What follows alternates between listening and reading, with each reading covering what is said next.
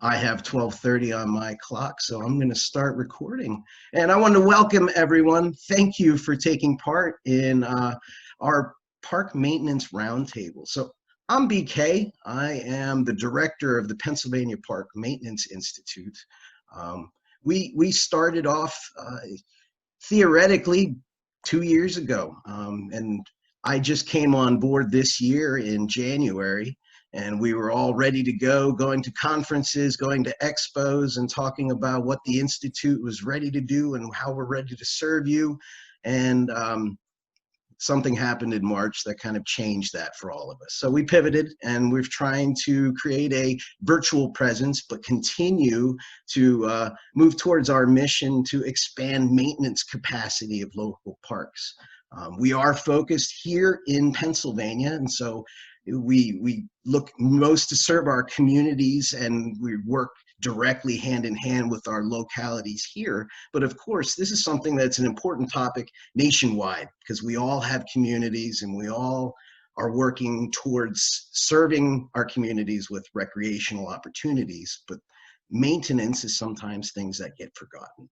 And so that's what we want to focus on. And that's why we want to create these opportunities for folks to share ideas with a community of experts. And so I am going to ask you to help me, and I'll introduce some thoughts and kind of create the platform, but hopefully I have your contributions and your ideas here as we move forward.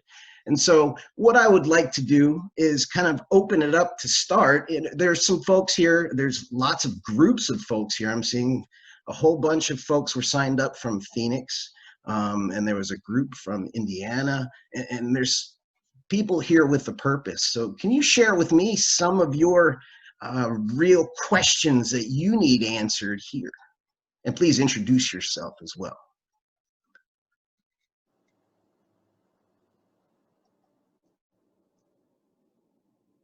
All right, I've always been told count to 10, and then you call on someone. So Jeff, can you help me out? Okay, I just unmuted myself. Jeff Larson, Chandler, Arizona, Park Operations and Maintenance Manager for the City of Chandler.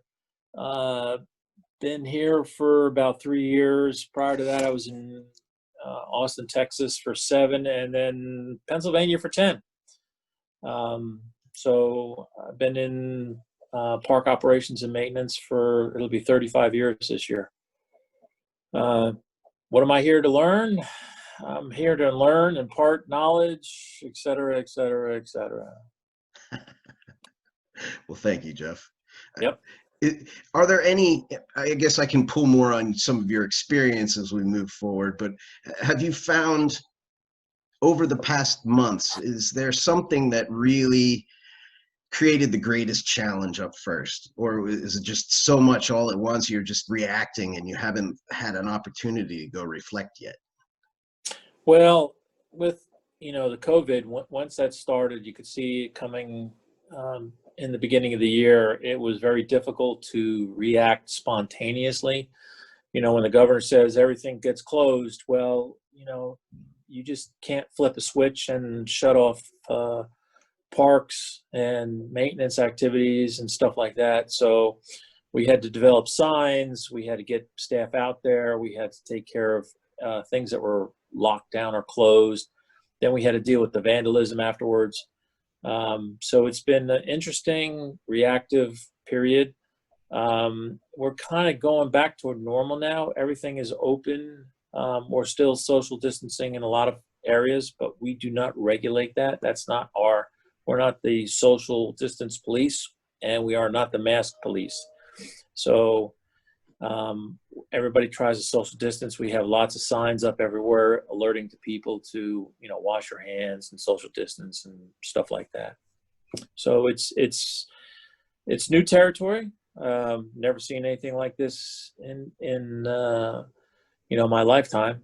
And it's, always new and different, and things change. So it'd be really interesting to try to predict how this is going to impact operations in the future, not only with staffing levels and what we do, but also because of the revenue from the cities when their restaurants were closed or their gyms were closed or bars were closed. It had a huge revenue impact on their taxes.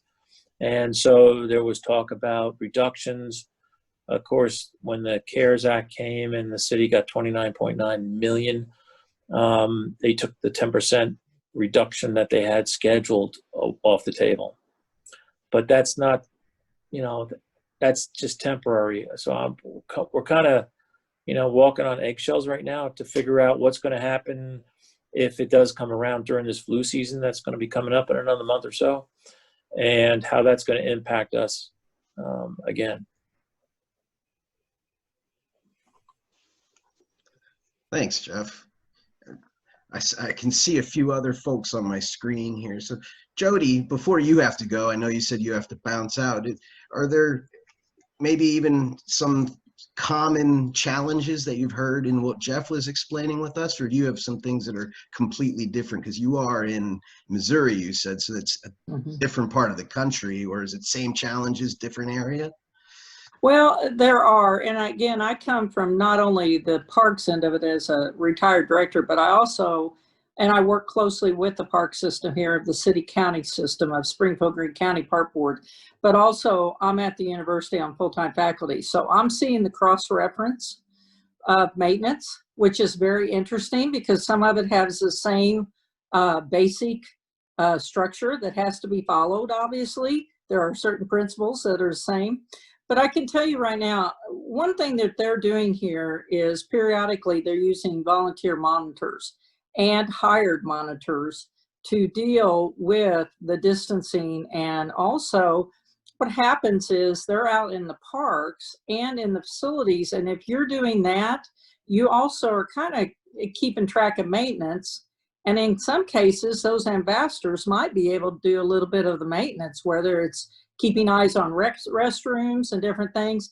It almost comes back to the past philosophy that we used to have grounds crews in certain neighborhood parks. We kind of went to a universal system that had units, but because we're so large in our system. But I don't know, this is having our community in general reanalyze the maintenance operations of the way, just going back to some of the original intent. So I don't mean to make it sound rosy because there are hitches, but it's becoming very apparent that some of the ambassador type situation has merit. So I just bring that forward because we're also starting to get ready to use some of that at the university. We have, and how we're doing that is we're having graduate assistants that are looking at some cleaning, making sure some of those are done. So I don't want to get too far off topic, but I do want you to know that there's some commonality that's kind of going through our community on the way to handle this monumental task. That brings up one of our topics, the enforcement of things is definitely an interesting discussion in a sense there. And that's interesting that using the ambassador model and kind of allowing volunteer systems to allow that. Now, are you seeing that in the public sector as well, or is it more in the university sector? Because that I could potentially see some union issues for municipalities and things there. So I was just curious, where are you seeing that implemented more?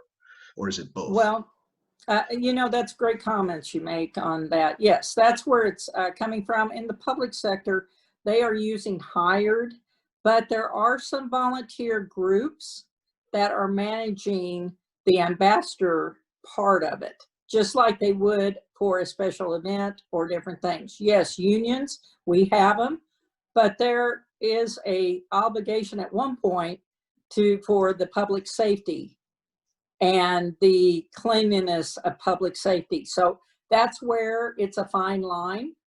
And that's where you're up front and you start talking with your unions and see if they can come forward with enough manpower. But that's not happening. We don't have enough manpower. There's just too much. It's too vast of a system. Thank there you for others? Yes, yes. Are there others out there that are experiencing this, shortage of personnel, whether it be from furloughs or whether it be from just extra work now, because maybe all of a sudden you're also supporting areas that were not necessarily under your purview, and now that you're being stretched too thin. Is there common challenges there? Dean, I saw you put your hand up. Yeah. Where are I'm you located, Dean? Yeah, so I'm Dean Crane. I'm the director of Blacksburg Parks and Recreation in Blacksburg, Virginia. Been here about 30 years. And one of the things is we have no maintenance. Our maintenance is done through Public Works. So we have to sync with their schedule, should I say.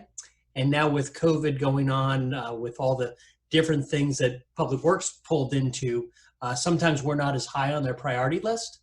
And to the citizen, that doesn't matter. They call to complain. They don't care whose fault it is. They want it done. So if there's anybody out, I think there's 33 people on here. If there's anybody who works with a small municipality, we're 20,000, but we have Virginia Tech here. So we're about a 50,000 people squished into 20,000 amenities that we have. And I'm just looking for any help on how to work with that relationship to get the things I need done. Because none of those guys are mine. I actually have the exact same problem. Alicia from Malvern Borough in Pennsylvania. I am the only Parks and Rec employee, and I do it 25% of my time that I'm here. So our parks pretty much get looked over a lot. And one of the main things that I'm actually on this call for is because our maintenance guys physically don't have the time to go out and sanitize our equipment every 2 hours like we're supposed to, and X, Y, and Z. I have a committee of 9 people. They're all volunteers, and then there's me, and I do this about 25% of the time that I'm in the office, and that's it. The rest of the stuff is kind of just done by Parks. The committee or the maintenance guys handle a lot of our issues, but we don't have anybody specifically dedicated to our the maintenance of our properties and making sure that they're safe and they're up to date, and all of the basic stuff. So have you tried implementing something like Jody was suggesting in kind of the ambassador model, or having friends of parks, and has that effort been made? Or? We've actually been talking for a couple years about doing this ambassador program. Willistown Township, which is right next to us, their director, Mary Hunt, has a really cool program where she has her board, and they're all assigned to a park, and their job is to just go and check that park out every couple of days, make sure everything's good. I brought this idea forward to my committee, and they loved it. So we're actually working with the 9 people we have now to divide them up between the different parks we have, to kind of say, like, okay, for the next year, you're going to go to this park, you're going to check things out, talk to people. If you have anything going on that you have questions about, like, reach out to us. If you see something broken, if you're there and someone's complaining about something, please, let us know. So we're hoping that we can start to do something like that. Obviously, it's starting to get back to school time now, and I'm just concerned mostly about the significant amount of kids in my area here using the park, and there be no cleaning in between. And, our facilities are technically, our building's not open to the public still. We're still working half staff. But our parks and stuff are open. We only really have a few parks that have play equipment, which is nice, but they get heavily used. So, I'm trying to think, when kids go back to school, what's going to happen to our parks? How are they going to be used different than they were last year when kids went back to school? There's nobody using them during the day. They're only using them after hours. Lots of questions today. Fair enough. Yeah. You bring up some very good points, and it kind of leads into some of the questions I had for the group here. And I'm going to lead on Jeff a little on this one, because I know where his operations stand on some of these things. But when we talk about COVID protocols, you're talking about sanitation, and now is that need, or the is that coming from your community that's asking for that as an expectation, or is that coming from an operational standpoint where we've been told we had to do that? Or, why is that a pressing need? So it really wasn't anything that was on my radar. I don't have kids. I don't use play equipment that much. It's not really something that's on my radar. But it was actually during a last Parks and Rec meeting, a few of the parents who were on Parks and Rec said, is there any way we can get hand wipes or sanitation stuff done for our parks? And I was like, let me reach out. I know we don't have the staff to sanitize like we're supposed to. Like, we get the guidelines and this is what's supposed to happen. There's no way that that's physically going to happen here unless we hire an entire another team of people just to deal with that, which is not going to happen at least anytime soon. So we're trying to figure out like what of these guidelines do we have to do? What are things that we can like do sometimes? What is stuff that we can totally just like, okay, we don't have time, we don't have the manpower for it, we can just, skip that. Yeah. So it's mostly from the committee, and they are the community. Nobody on council or anybody in the in-house here in the office has ever said anything. My public works director actually told me to get on this call because he's like, I have no idea what to do. Yeah, find out, do some research and get back to me what we should do, because we're all just like, we don't know. Okay, and how big is your municipality and the? So space-wise, we're 1.3 square miles. We're very small. We have about 3,500 residents, but we are at the very end of the main line. So we get a lot of people that come here as like, they want to come to Malvern Borough. It's a cute little Victorian neighborhood. They come and walk around and use our parks and stuff like that. So we definitely have an influx of people that use our facilities that aren't just residents. Gotcha. That's also what I'm concerned about. If it was just residents, a little community park, but they're massive parks in the middle of our town that get heavily used by a lot of people. Great. So I'm going to lead in. Jeff, what were your COVID protocols? I remember from our discussion the other day. Well, most of the stuff had to deal with signage. We had repurposed some of our activities to go around and power wash. We had a new hot water power washer, and they would go around to the playgrounds and all park amenities. All our restrooms were closed at that time. People like Alicia said about putting out hand sanitizers and wipes and stuff, but when the height of the COVID was that you couldn't get any of that stuff. All our supplies chains were closed. So we told people that if you're at home and you have that stuff, bring it with you and use it, because we couldn't get it. So we didn't go out and do any extra cleanings. We didn't have people at playgrounds, and a lot of people were staying home or walking trails, social distancing on that. And that's pretty much as far as the protocols.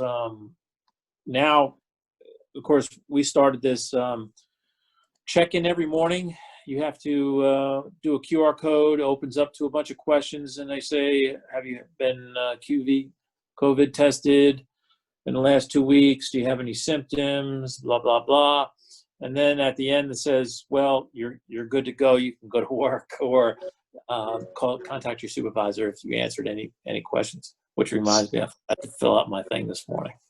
So you're doing that, is that through a computer system or some kind of management system, or is it just honor code and you're checking it every day? Or No. They you do it off your smartphone, hit the QR code, opens up to a web page. You answer some questions on the web page. You have to sign your name at the bottom, and the results go to HR department.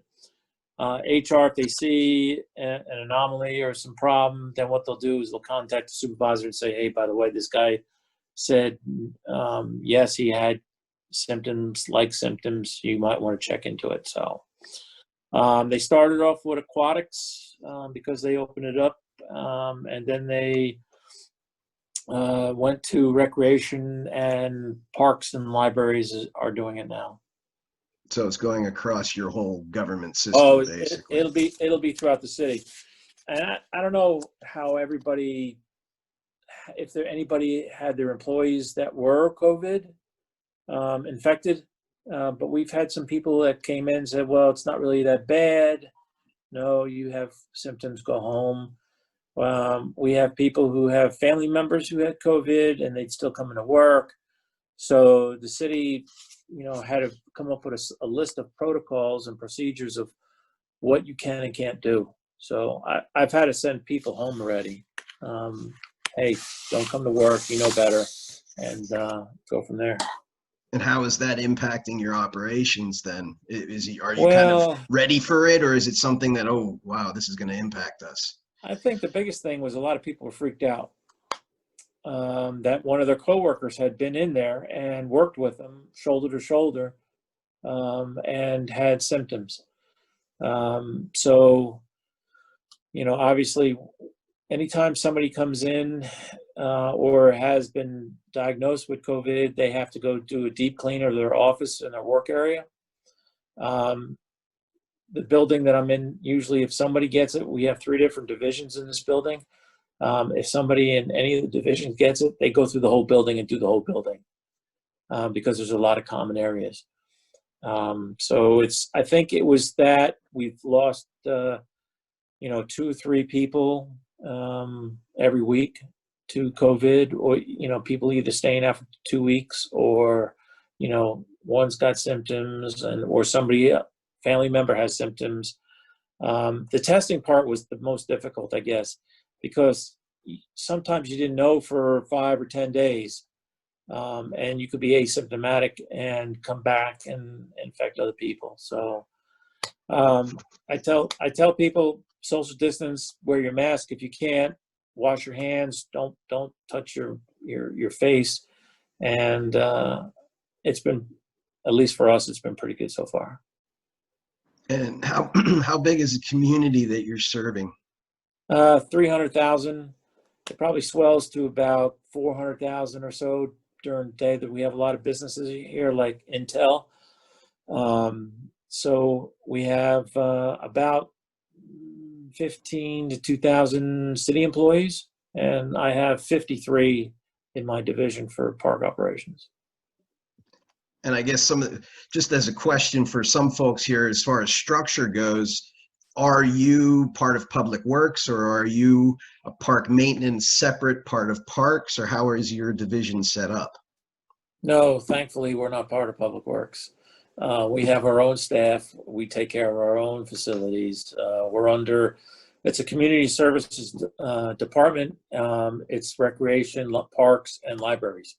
So parks is its own division. We have our own maintenance. Of course, we have a lot of contract money too, and then we have contractors going out and taking care of parks as well.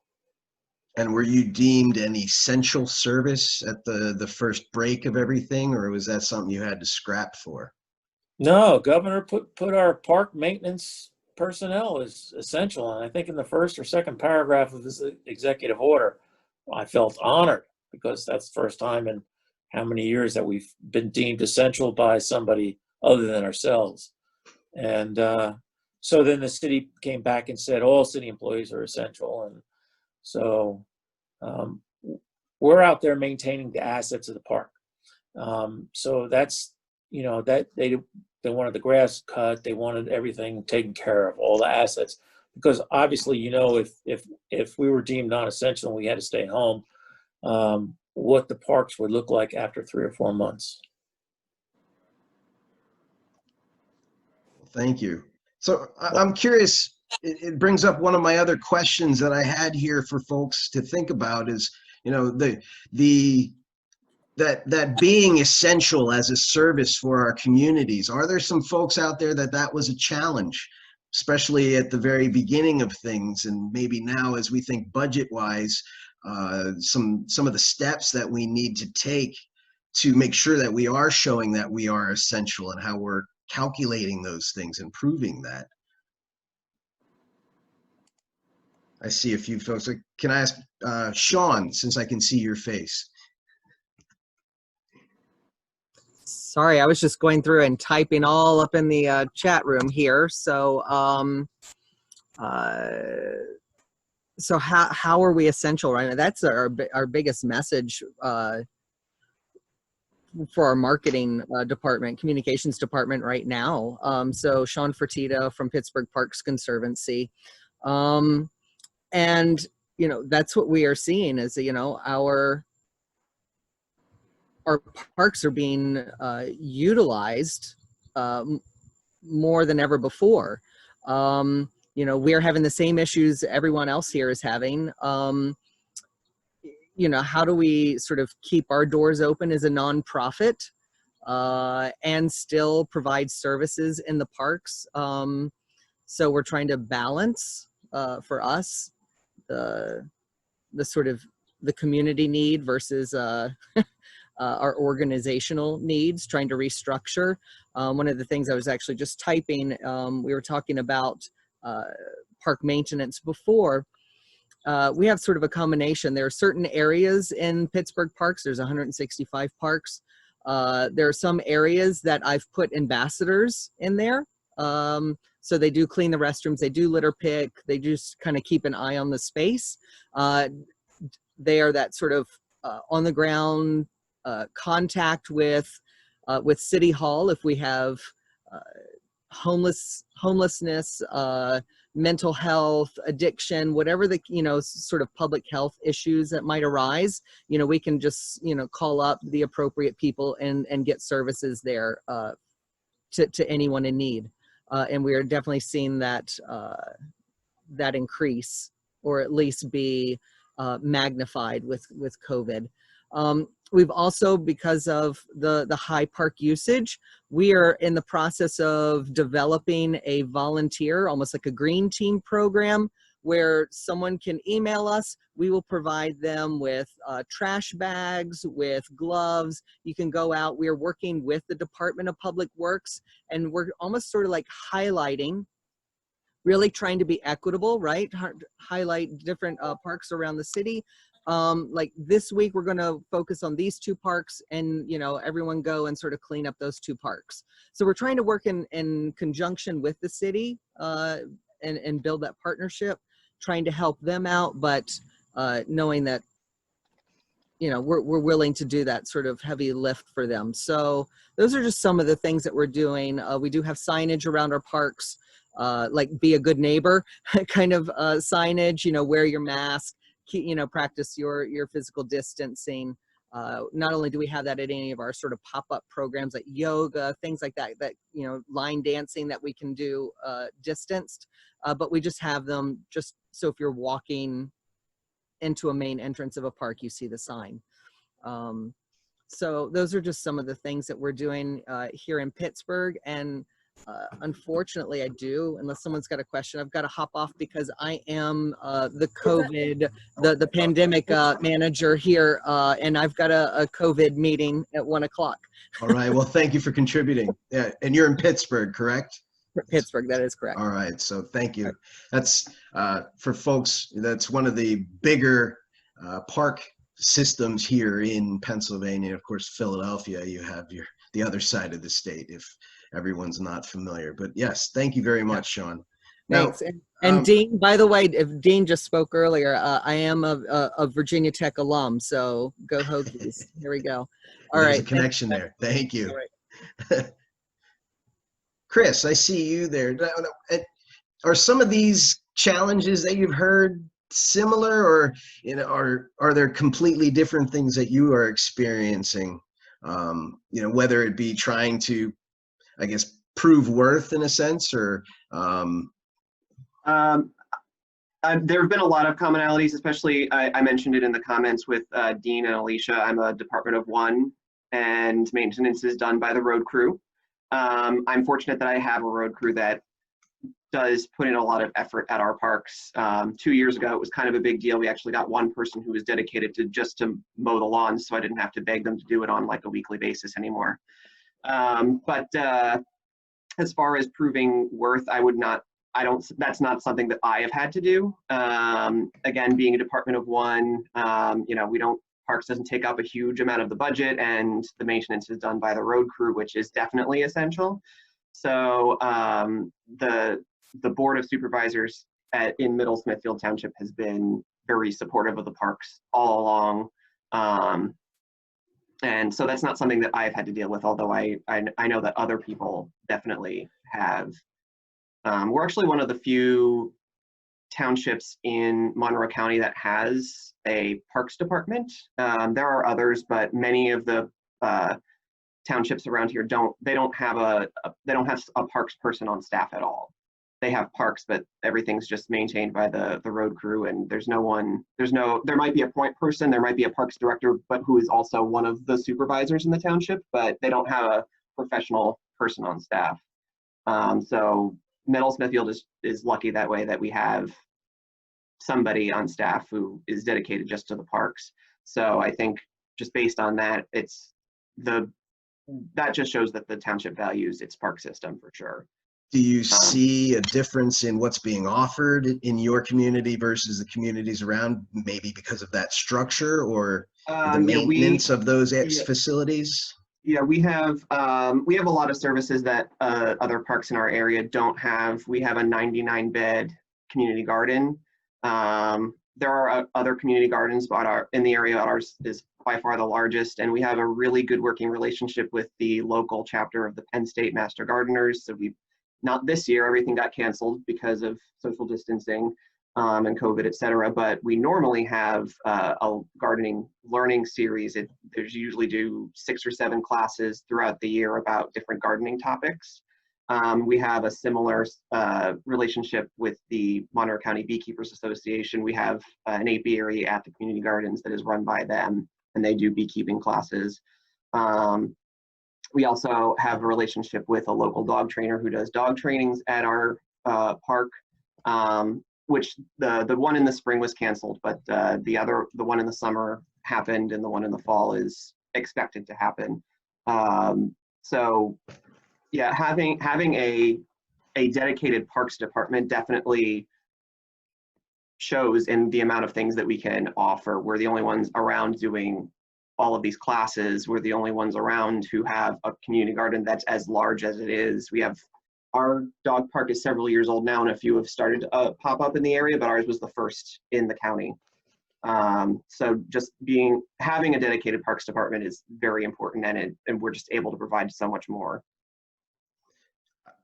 I guess how does the communication go? So if you're working with Public Works, or you're not necessarily running the logistics of everything, are you building the community gardens too, or does there take coordination between your program and then the other entities that have to put these things in? As far as the community garden goes, that's pretty much built out. There's not really any more room to grow. However, we have a lot of dedicated volunteers at the community gardens who when it was first built about 6 years ago, Public Works did a lot of the groundwork. They built the deer fence around it, et cetera. And they do some of the maintenance, but since the initial construction, it's mainly been done by volunteers. We provide the wood to build the plots, but we have volunteers who actually put them together. And the gardeners we provide them with soil and compost, et cetera. But whoever's, when someone signs up to take a bed, it's their responsibility to actually fill the plot with their compost and soil. And we have volunteers who weed whack the common areas. The only 2 things that our maintenance crew does at the community gardens on a regular basis is fill the water tanks and mow the lawn around the playground. If I need something else that the volunteers can't handle, then we do that with the road crew on a case-by-case basis, but it's almost entirely maintained by volunteers at this point. As far as the other parks, they have their regular weekly duties as far as mowing the lawn, et cetera, and I do quarterly maintenance checks. If things come up between then, obviously I send it to the road crew and say, hey, this needs to be done, but I do make quarterly maintenance checks, send that to the foreman with anything that needs to be taken care of. And depending on how important it is, sometimes it gets done right away, sometimes they have to prioritize whatever road they're paving at that particular moment, and they'll get to it when they can get to it. And what kind of communication system do you utilize in that sense? That might be one of the biggest challenges that it's created for folks, is we're all using different systems and we're all using different processes, and maybe the bridges don't exist between those systems, and then it starts getting the IT guy involved, and is your computer plugged in? Yes, I've, the cache and all that wonderful stuff. So, I mean, or are you paper-based still? I mean, I take a paper checklist with me out to the park, and I write it up, and then I'll do a separate report in an email, but I'll attach scans of my checklists and when I send them out. So it's mainly by email, or the foreman actually comes into the office several times a week. So if I can grab his attention for 5 minutes and tell him what I need, then I'll do it that way as well. So it's mainly email, and just when I see him, I verbally tell him things. We don't have any software that we're using. I know that they exist, but we don't have like you don't have the need for like that necessarily. What's that? Yeah, we don't have a need for parks software. Larger communities, I think, use them, but we don't need it at this point. We have about 16,000 people, 5 parks. We're about 50 square miles, excuse me. Wow. Okay. So, Dean, I guess I can ask you that question in a sense too. Is the biggest challenge of working with the public works, what is it, the communication, or is it expectations, or where is there grease points to potentially work on? It's expectations and follow through. They're really nice people. They're super to work with and to talk with and the whole 9 yards. But for instance, park benches they're donated, they're sold through me, right? And you get a little plaque on it, the whole 9 yards. We get a little revenue from that. But they have to install them. So I said, hey, I made the sale. We're ready to go. When can this happen? Oh, in about 2 weeks. 2 weeks goes by. Hey, when's this bench going to go in? Oh, we've been really busy over here. We'll get to that. Then I get the angry email from the customer who already paid $650 and says, where's my bench? And you can't throw them under the bus. You have to say, it's on our work schedule. We're getting to it. It's just that round robin. And it's also just preference of, I view myself as a trained professional. I can walk into a park and I can see 10 things that need to be fixed. Why didn't the guy on the mower see that? So we try to work. We have a good communication system, but it's the follow through. Well, what sort of tools sorry, Chris, go ahead. Sometimes we have similar issues with the follow through. Fortunately, the supervisor, who is the parks director and the chief of, he runs park maintenance and the road crew. He's in charge of both of those things. So sometimes I'll have something where, I have something that needs to happen in a park, and they say, oh, we'll get to it in a week or two. 3 months goes by and it hasn't happened yet. So, I can have him, kick them into actually doing it if I need to. But yeah, there's definitely, again, depending on how important it is in their view, they might do it right away, but sometimes I have to remind them over and over and over again. Same here.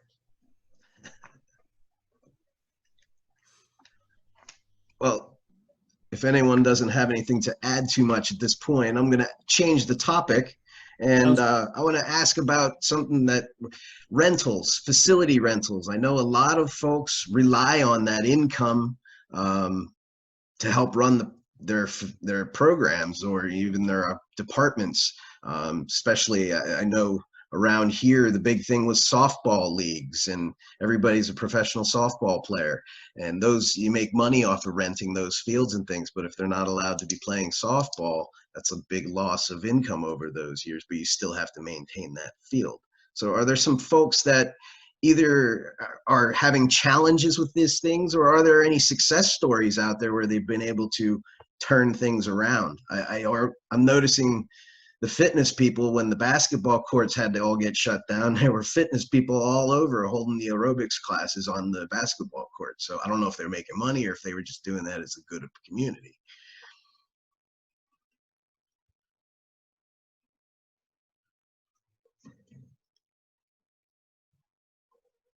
Judy, how are you guys doing with your rentals? Hi, this is Ermies from Culver City, California. We have actually opened up our rentals for park sites now. So we're not doing any indoor rentals. Currently, we're doing only film shoots, photo shoots. We're opening up our youth sports. That should be coming out beginning in September. And just no adult sports right now. We're still working with LA County. I just got off a call yesterday about the batting cages, because that's a big thing. As we open back up youth sports, we have batting cages that are located outside, but under the LA County, it's stating that no batting cages are open. So they're going to have to readjust their policies right now. Other than that, that's where we're kind of at. We're just slowly reopening things back up. We also opened up our child care providers area, so they are able to operate now. So that's bringing in a little bit of revenue into the department. But we're really looking at commercial rentals, because a lot of municipal codes are against businesses operating gyms inside of our parks. So we're actually going to do we did an executive order to allow that to go on as long as we're under COVID-19. So that'll also bring a lot of those, private, I have my trainer at the park and we're roping around our trees and things like that to do push-ups. We're going to go ahead and open up that permit process for them.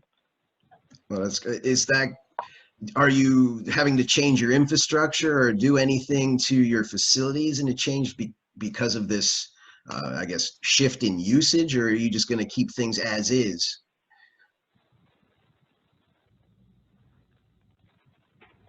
So we have to do a little bit of measuring out and trying to figure out what field spaces where we're going to use, and which parks can support having youth sports and other groups on there. So we're definitely looking at our mowing schedules now, and when are we going to water, and are we going to do set hours of when we can have commercial renters on the different sites. So yeah, it's definitely an overhaul on how we're doing every aspect of our department. So I guess still, while I got you, before you unmute yourself, how is that planning process going along? Is it becoming a top-down kind of approach, or are there multiple departments coming in on this, or how is this being decided? So it always starts with a complaint. Okay. So it started with a complaint, and it went to city council and city manager, and then they were like, hey, what are we doing about this? So it's pretty much our director along with myself. I'm a supervisor in charge of park facilities. So I handle the programming and some of the upkeep of the facilities, and then we also have a park maintenance side of our department. So along with myself and a couple other managers, and one of the managers in our public works department, we've been kind of working together with our legal team to get everything in order. So that's our team. So it's a couple of different people from different aspects of it, just to make sure that we're covering all of our bases. That's great. So you're involving the public works along with your folks too. So you must have dedicated park maintenance folks. So I'm still searching for somebody for you, Dean. We're trying to see if we can find somebody that only is dealing with public works. I know Pittsburgh, as an example, the park maintenance is underneath of public works as a process too, so that it's a different kind of structure in that way. Communication wise, what I'm interested in, folks, smaller municipalities, it sounds like Chris is using kind of a paper-based system and things, but are there folks out there using more, whether it be spreadsheets or going even as far as using workflow systems and computerized management, CMMS systems?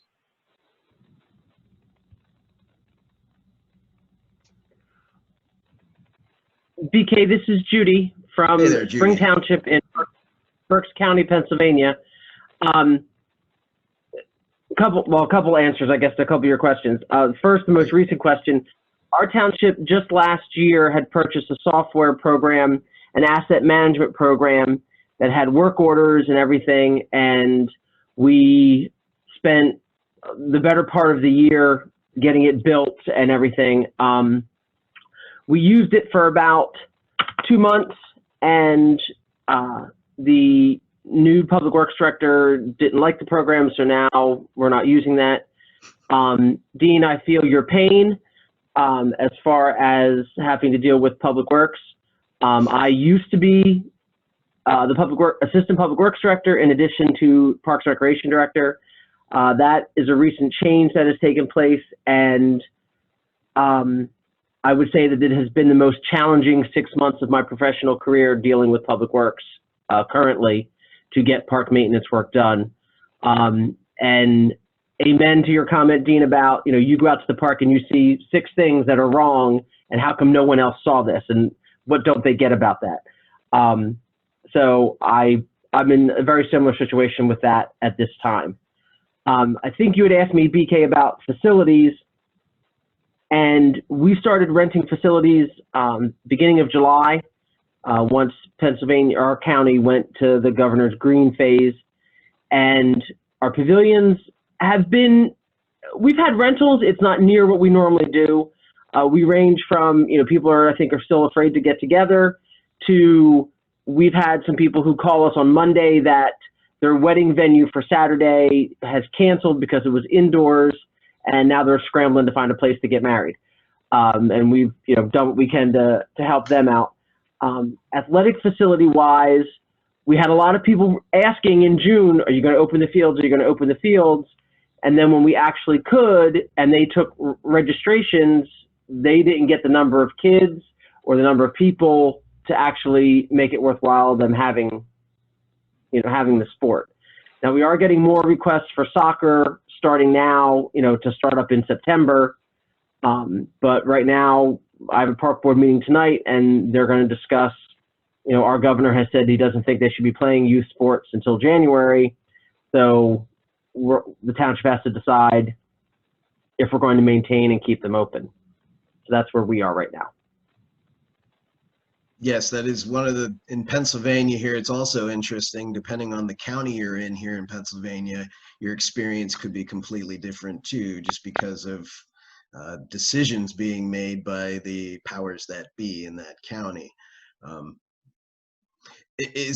Judy, going kind of back to your challenges that, between the public works, is there a solution? Is there a potential approach, or is there a certain best practice that you have found to serenity now, if you will, right? I haven't found that answer yet. I apparently have been very lucky in the past years of my career that I've had public works directors who were very supportive of parks. Partially why I had gotten into assisting at public works was to help foster that experience, that relationship, and keep parks in the forefront. But right now, I unfortunately, no, I don't have an answer. I'm not sure how this is going to work out, unfortunately. Well, I guess that's, let's see how we can help you as we go along. Hopefully we can help figure it out together one day, right? I'm going to go through some of the comments that we have that have been going. We've been asking for checklists and things, it looks like, for questions they're willing to share on HIPAA protocols around this process. So I guess it's mainly on COVID policies and checklists. So have people been developing, I guess, as your maintenance crews need to go out and solve some of these problems that the complaints, as we said earlier, we're kind of being reactive. So what are some of the tools we've been putting together to help react and at least show we're putting our best foot forward and not creating more problems for people who are trying to solve solutions? Are there certain tools or resources that people have put together that are new?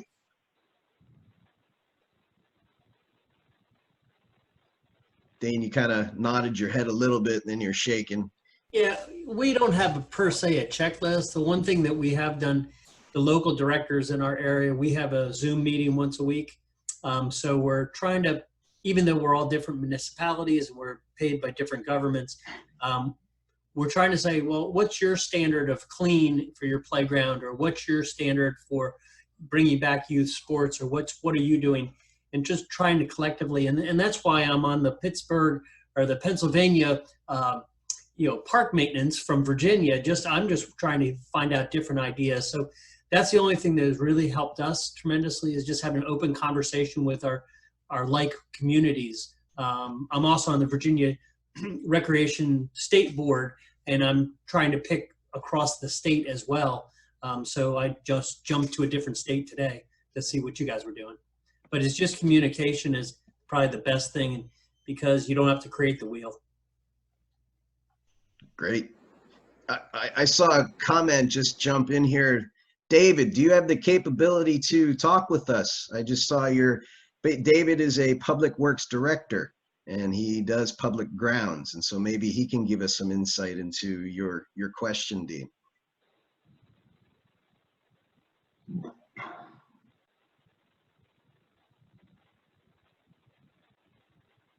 Maybe he doesn't have the capability to microphone. Oh, there we go.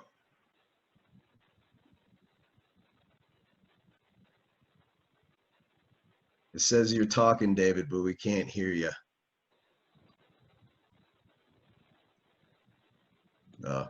Technology difficulties. He does say communication is key in his response in there in chat box. As a little logistical note for folks here, we are recording this, so our discussion will be captured. We will have access to that, and you can feel free to send me an email, and I can send you the transcript of all of the notes in the chat as well, if you didn't have a chance to capture those.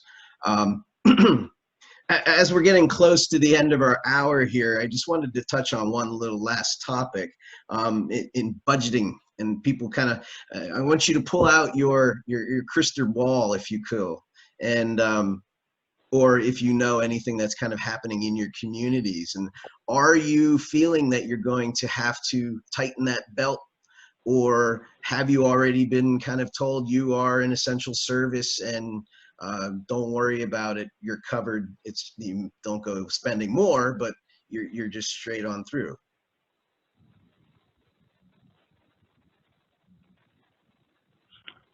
BK, this is Judy from Spring Township again. Hey, Judy. We've already had to submit a list of projects that we're not going to do this year, and they probably will not be able to be carried over to next year either.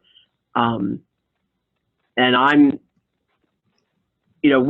when the pandemic happened, I was kept on as essential, but most of the township staff was sent home for several weeks, and I didn't get my full staff back until the beginning of June, because, if programs are canceled, what do we need programming staff for, is the theory.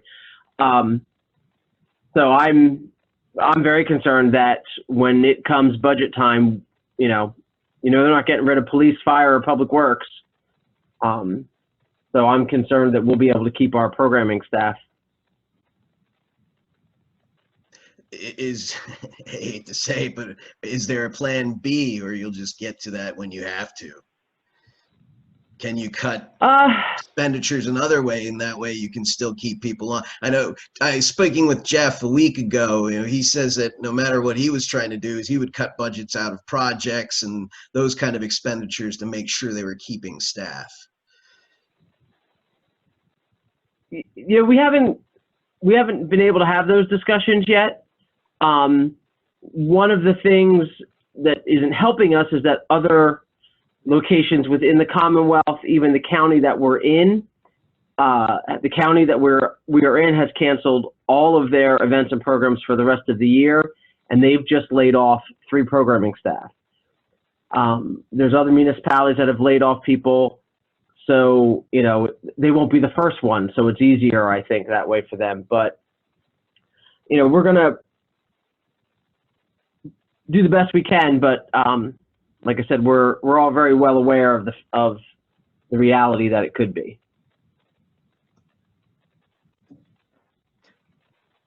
Other thoughts out there? I see that Brent from Minneapolis is saying they've been asked to cut 10%.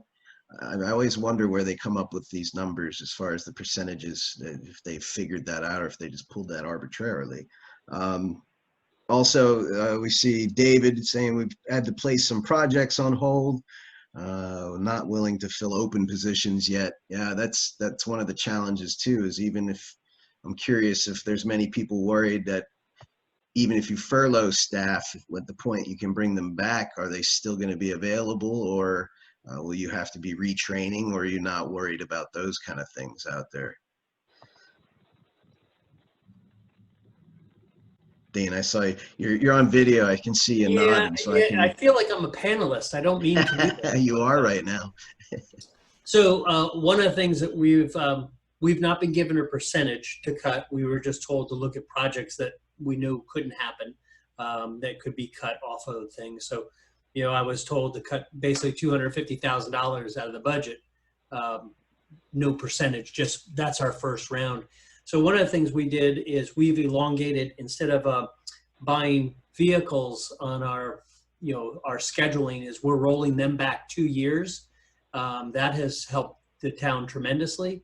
The other thing we're trying to do is, and I've made it a point where my manager understands, the easy thing is for us to cancel everything we do and just go home. The hard thing is how to figure out with all the regulations and still offer your public something to do. So we were able to do 4th of July, and we cut out the music and the festival, but we still had a socially distanced fireworks program, and people came out to that and really thanked us because we did something. Now that also could have been a huge saving of, you know, $25,000, but we have to do something for our program. So just telling us that we're essential is one thing, but no, we're trying to tell the public, no, we are essential because we have to do things so you can get out and about. And it's worked for us.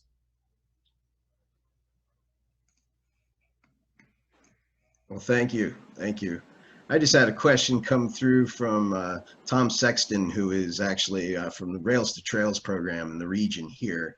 And he was just saying that a lot of the comments and the issues that are shared today are these things that we're seeing on just trails too, you know, because we are kind of thinking park as a closed area. But if we look at it from, you know, Tom's viewpoint, a trail is a park that just continues and even has more access points. And so are we hearing similar comments in those kind of challenges? I just pulled you. I just asked your question, Tom. I see you topped on there. You want to expand?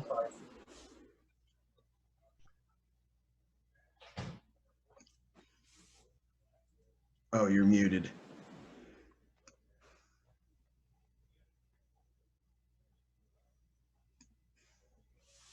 Here you go. Now I see it connecting.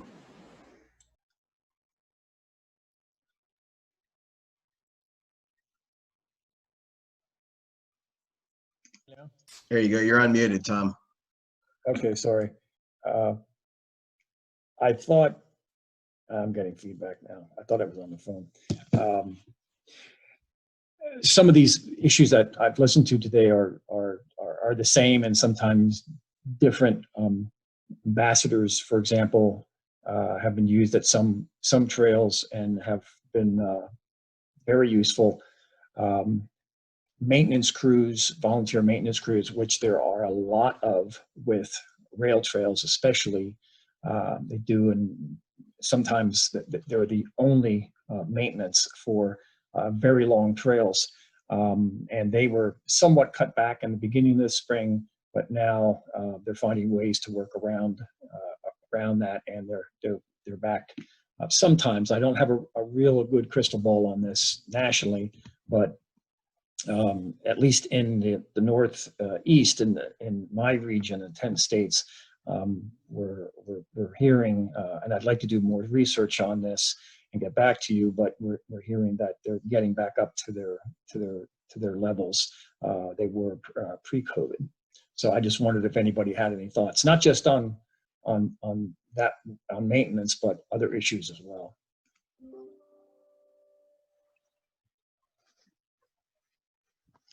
Well, we are coming to the end of our hour here. I hear all my other devices starting to send me reminders. So I want to be respectful for everyone's time. If we have not had a chance to answer your question, I see a few more questions that were in the chat box there. I will reach out to you directly. I do have your email because you've registered, but please also reach out to me. Let me know what questions are creating challenges for you, or maybe you have things that you can share. Resources, tips, tricks, files that you have and templates and things like that. That's the Institute is trying to gather all of these best practices that people are using and trying to put them all in one place. And so that way we have a library of best practices across industries, across the country. And we can also, I've been sifting things through. That's why I'm asking, how big is your municipality? So that way we can organize things and it's most applicable to you. It's one thing to have a template for a plan for something in a city, and there's another one to have one for a small municipality, and all I need is a fence. So we're trying to make it useful for you as the community. Please reach out. Look us up, and I will be hosting another one of these in 2 months, and I will also be having, we're going to be releasing a schedule of our future webinar events. So please look me up, bk@prps.org, and I hope to see you again in the future. Thank you very much for participating. Thank you for being on call for the folks that were on camera, and I look forward to our next event. Thank you.